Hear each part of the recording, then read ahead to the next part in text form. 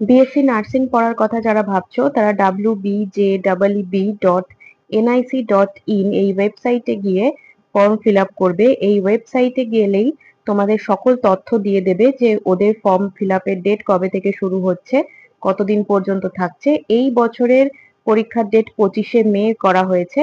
এখনো পর্যন্ত form fill up শুরু হয়নি, তবে ফর্ম ফিল আপ শুরু হলেই আমি তোমাদের আপডেট অবশ্যই দিয়ে দেব। পরীক্ষার ফর্ম ফিল আপ করবার জন্য লাগছে 500 টাকা জেনারেল ক্যাটাগরির ক্ষেত্রে, এসসি এসটি ওবিসি দের ক্ষেত্রে লাগছে 400 টাকা।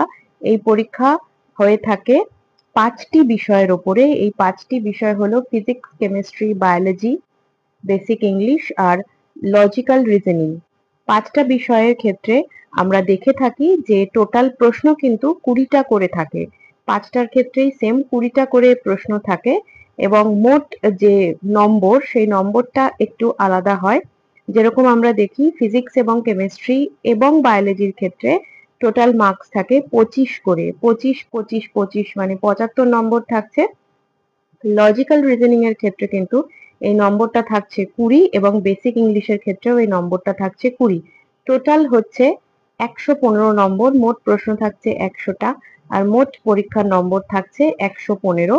সিলেবাসটা বলে দিই, ফিজিক্সের ক্ষেত্রে সিলেবাস হলো thermodynamics, electromagnetic theory, nuclear physics আর কোয়ান্টাম মেকানিক্স।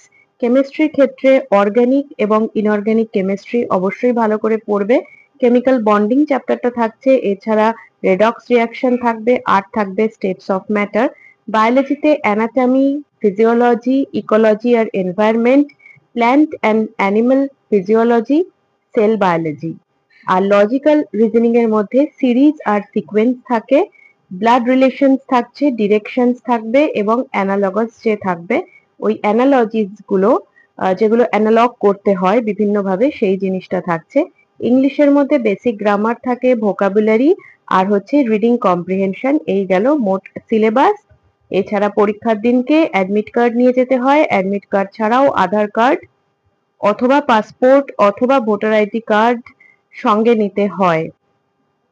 আর এই পরীক্ষার প্রস্তুতি মোটামুটি ভাবে নিতে শুরু করলে ফিজিক্স, কেমিস্ট্রি, বায়োলজিটা তোমাদের আয়ত্তের মধ্যেই থাকে, বেসিক ইংলিশটাও। কিন্তু রিজনিংটা তোমাদের কম প্র্যাকটিস হয়, সেটা ভালোভাবে প্র্যাকটিস করলে অবশ্যই এই পরীক্ষায় তোমরা চান্স পেয়ে যাবে। আমি প্রশ্নপত্র ধরে আলোচনা করছি এর পরের ভিডিওতে। জেন পাস নিয়ে আলোচনা এই পর্যন্তই থাকছে।